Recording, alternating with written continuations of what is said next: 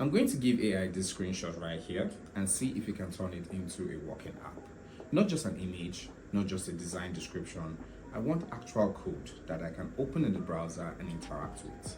And if you're a beginner, this is important because sometimes you can picture what you want, but you do not know how to build it yet. So today I want to show you a simple screenshot to app workflow using AI.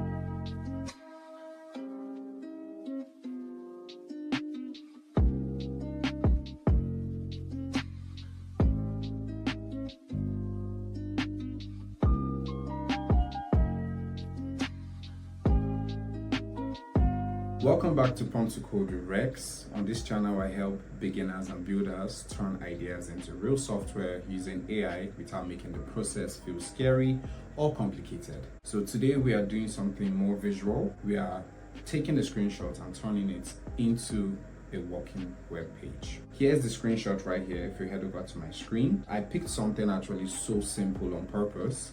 This is important because I do not want to start by giving AI a massive dashboard with 20 charts, hidden drop boxes or authentication, payments or database logics. I just want to start with one screen, one visual interface, one or two simple interactions. For this demo, we want the AI to understand the layout, the color, the text areas, the buttons, and then create a simple version using HTML, CSS, and JavaScript. So now, screenshot to code does not mean AI magically knows everything. A screenshot only shows what is visual. It does not show the back end. It does not show the database. It does not show the hidden user flows. It does not know the business logic unless you explain it. So our job is to guide it. We want the AI to first describe what it sees before writing code. Before we head into writing code, as usual, I'm going to pull up our Visual Studio Code, which is where we're going to be using to write our code using AI.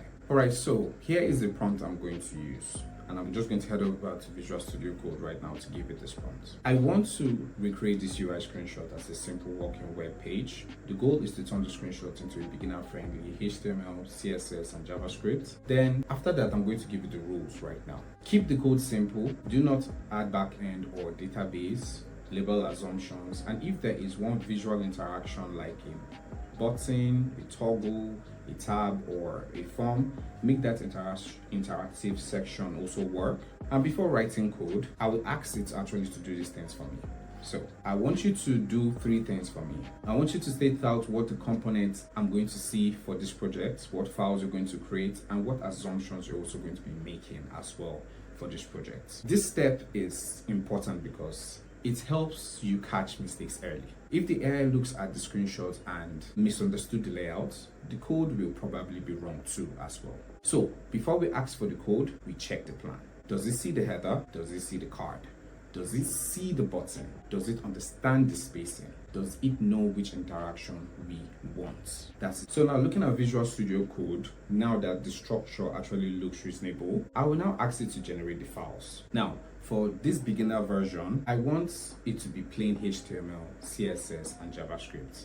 That means no framework, no database, no login systems, and no complicated setups.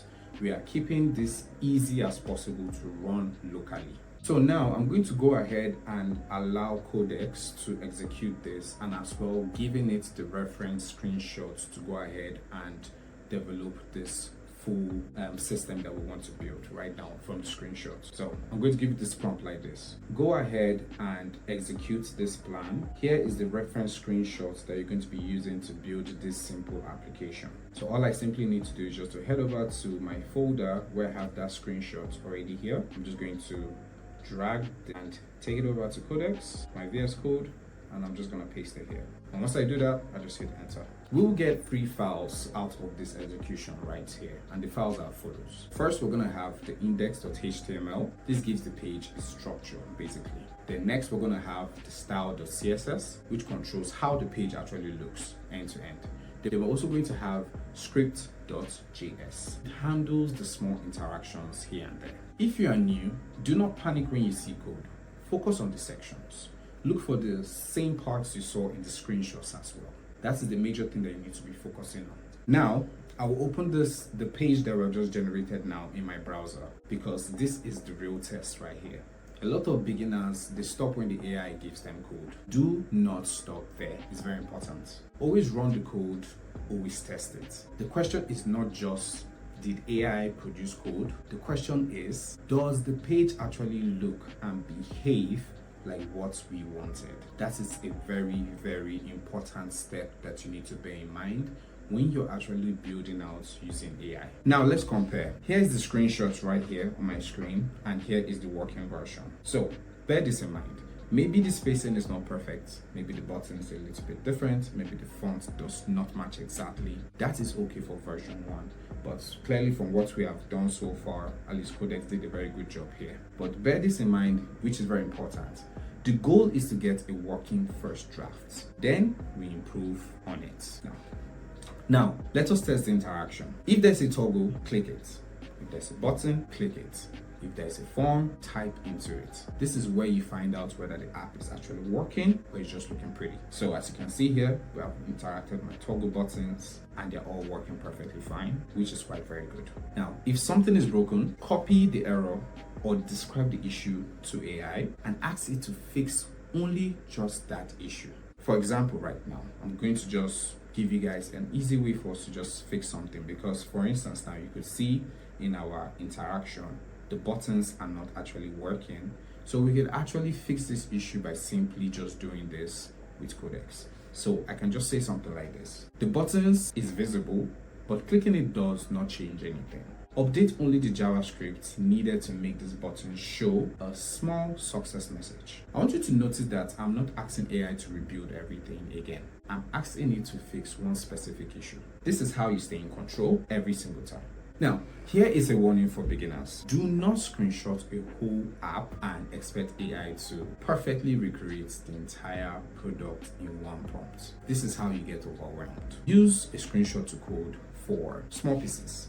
For instance now, the hero section, the pricing card, the login screen, a dashboard card or a form, or one workflow. Build one piece, test it, improve on it. Now, let's go ahead and test what we have done so far based on the improvements. Now, as you can see, clicking on each of our buttons right now gives us a response. Perfect. And it didn't go ahead to rebuild what we have done or change anything that we've done structurally. It just went and fixed that one particular issue, which is perfectly done. So this workflow is powerful because it connects something visual to something practical. You can look at a UI and ask, what are the sections? What are the components? What interaction does it need? What files should I create? That is how you start thinking like a builder. So now let's do a quick recap right here. So let's look at our workflow, and our workflow is quite very simple. Step 1, pick a simple screenshot. Step 2, ask AI to identify the components first. Step 3, ask for a simple HTML, CSS, and JavaScript. Step 4, run it locally. Step 5, compare the screenshots with results. And step 6, fix one issue at a time. This is how you turn a screenshot into a working first version without getting lost. So if you want me to turn a real app screenshot into code in the next video, just comment below screenshots and we can look into that. And if you want more beginner-friendly AI coding challenges like this, subscribe to Prompt to Code with Rex, and I'll keep showing you practical ways to turn ideas, screenshots, and rough concepts into real software with AI. Thank you for watching, and I will see you guys in the next one. Peace.